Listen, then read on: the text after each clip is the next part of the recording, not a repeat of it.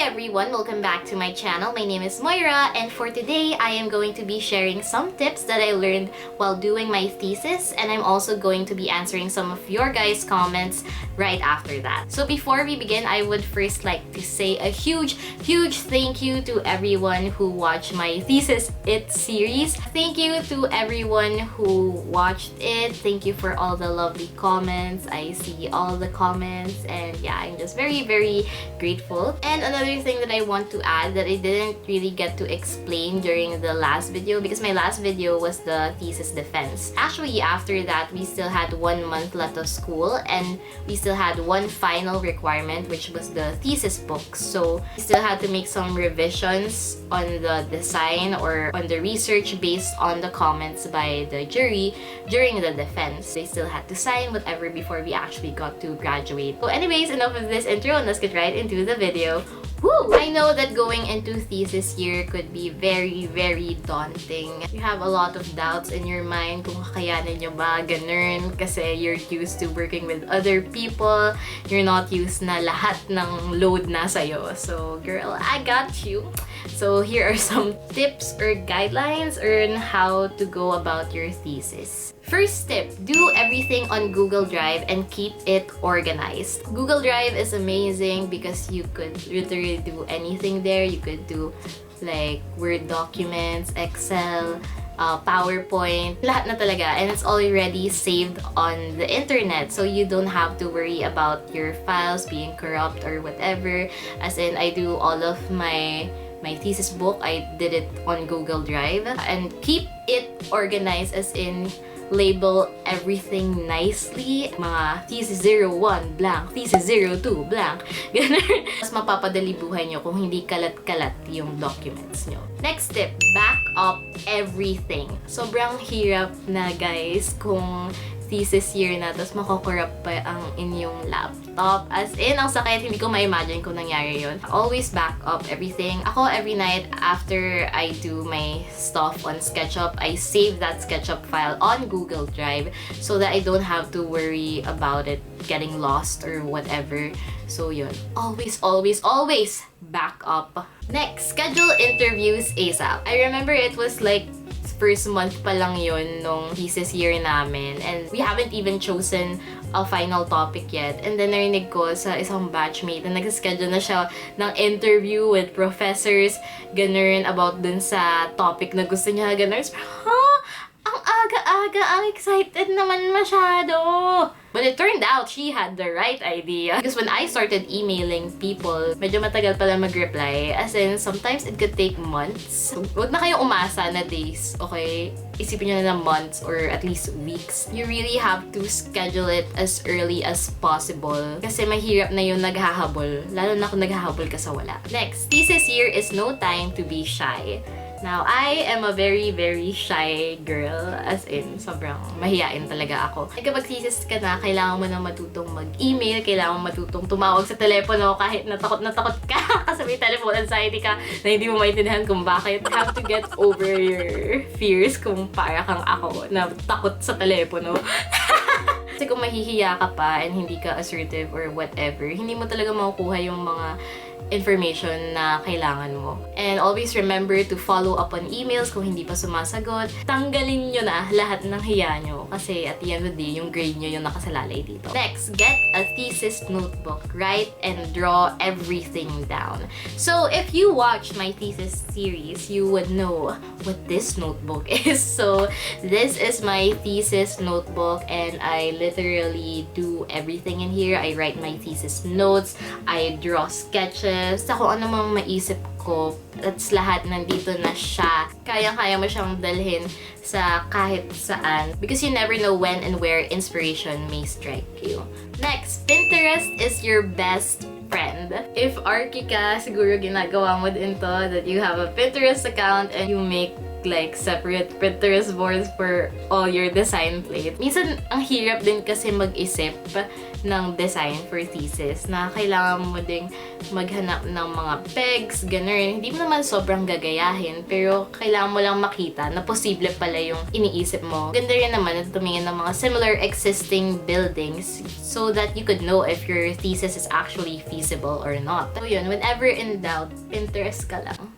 Take your vitamins. Sounds so funny, pero it's so true, guys. I think thesis would be one of the worst years to be sick. Kasi hindi ko ma-imagine kung nagkasakit ako ng thesis. Sobrang ang daming mawawalang time and ang hirap din sa katawan mo. Kaya, you should always remember to take care of yourself. Drink vitamins. As in, take vitamin C or multivitamins or Enervon or whatever. Whatever suits you. I don't remember na nagkasakit ako ng thesis year kasi sobrang loyal ko sa vitamins ko. And nagkakasakit lang talaga ako kapag nauubusan ako ng vitamins. Next, avoid thesis at least once a week. I'm all about balance in my life. It's never good to just focus on thesis. As in, puro thesis ka na lang. Thesis.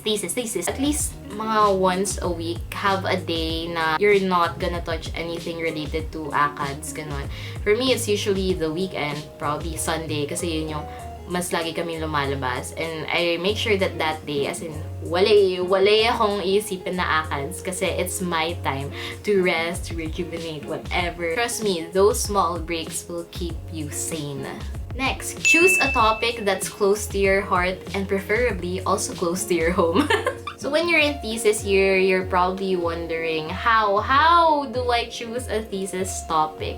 And honestly, yun din yung iniisip ko start of thesis year. And these are the 3 things that I learned that you should ask yourself when choosing a topic. The first question is, what past design plates have you enjoyed making? Kung na-enjoy mo siya dati, may enjoy mo rin siya for thesis, ganun. At least alam mo na passionate ka about that topic. So for example, when I was brainstorming topics, I remember that I like designing the library from my 4th year kasi it deals with students. So parang mas alam ko din as a student kung ano yung gusto ko for a library. Second question is, what are your interests outside of architecture? And this is really important to ask yourself. Kasi at first guys, I was originally planning on doing a building related to science kasi feel ko yun yung kailangan ng Pilipinas, ganun. And then, it's so ironic because science is my least favorite subject. Ito na lang, hindi ko siya tinuloy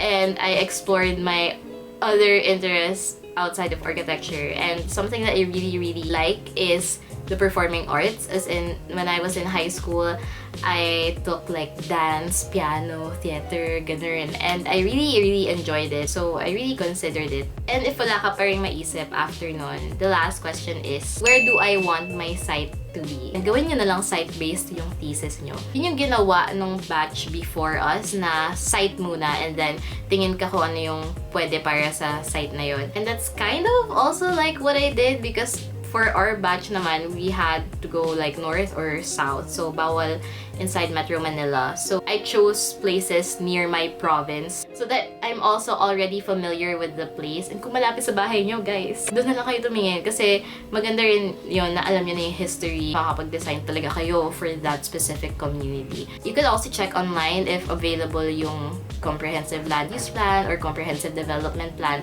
para mas mapadali na yung buhay nyo. So, for my thesis, I ended up going for an arts high school kasi yun nga, I like the performing arts and then I also like designing for students. So, parang yun, nag-come together lahat siya.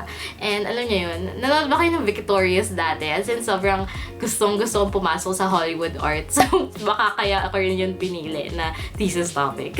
Next, talk to your friends. Lagi din siyang sinasabi sa amin bago kami mag-thesis. Parang lahat talaga yun yung advice. And it's so true nga. Especially since our thesis is done individually. So, lahat ng stress individual lang din.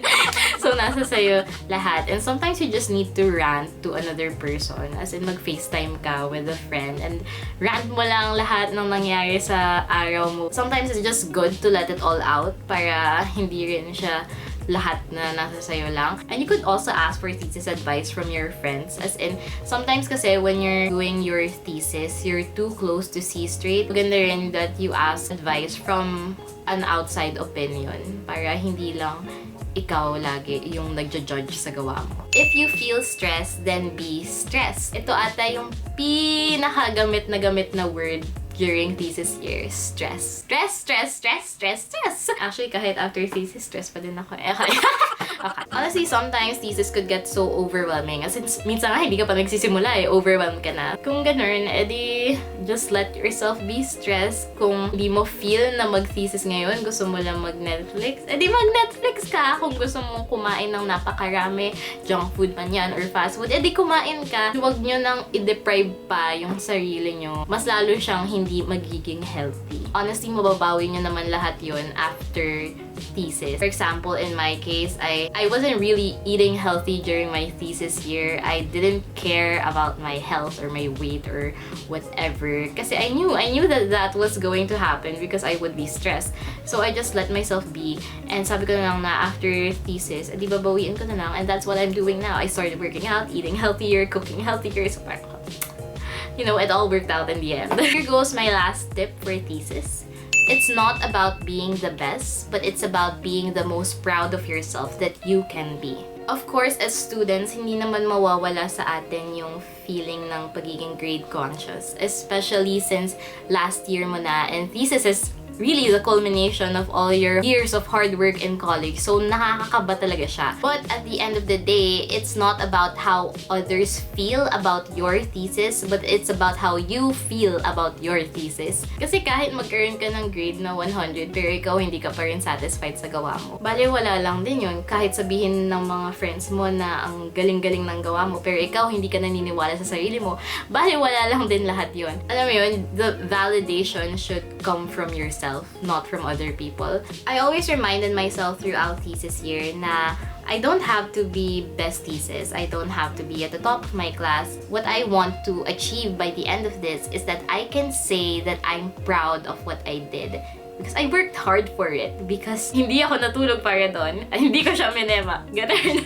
And if I accomplish this thing that I never thought I would accomplish just by myself, and if I get out of it alive, then that's all that matters. And I'm okay with that. Finally, we're done with the tips. Matagal-tagal ko din yung pinag-isipan. Whew!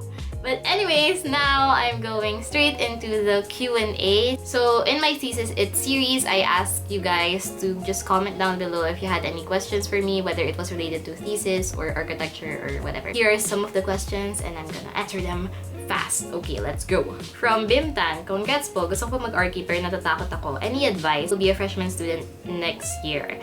So I'm actually going to come out with a video for Arki Freshie tips. So wait, so after this video, I think I'm going to be releasing 2 more vlogs, which is the graduation photo shoot, graduation picture pictorial. Huh? Basta yun, nung December pa yun. And then my graduation vlog. After that, I'm going to release a video all about tips for freshies for architecture.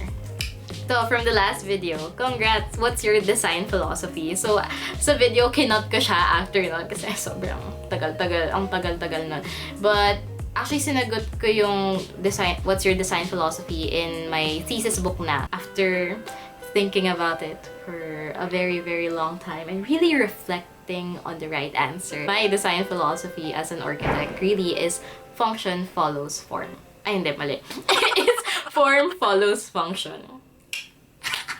Next question. Hello po ate, ano po yung laptop na masasuggest niyo po for Arki students? Thank you po. For brands, my laptop is Lenovo IdeaPad ata, something, I'm not sure.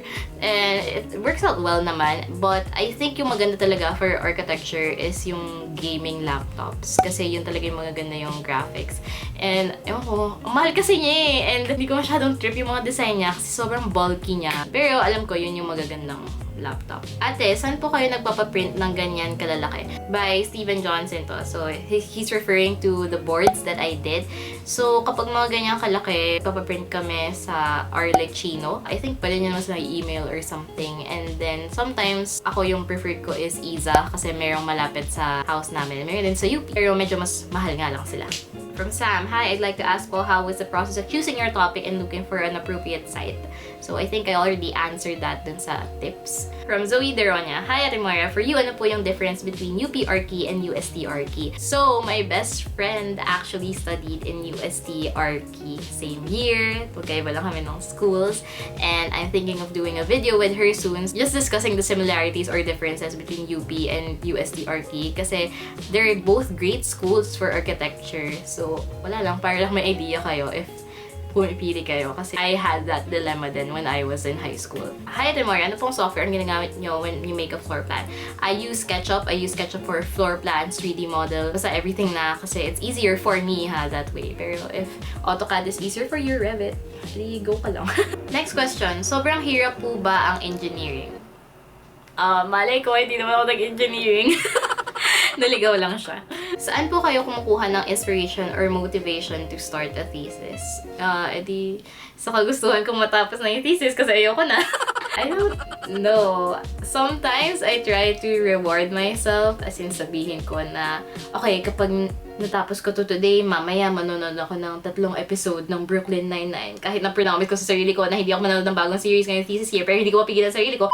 Isipin niyo na kung gawin niyo siya ng maaga, hindi matatapos kayong maaga. This is the question that I get asked the most, as in, do you really need to be good at drawing to take up architecture? I already answered this in a previous Q&A video, but the answer is still no.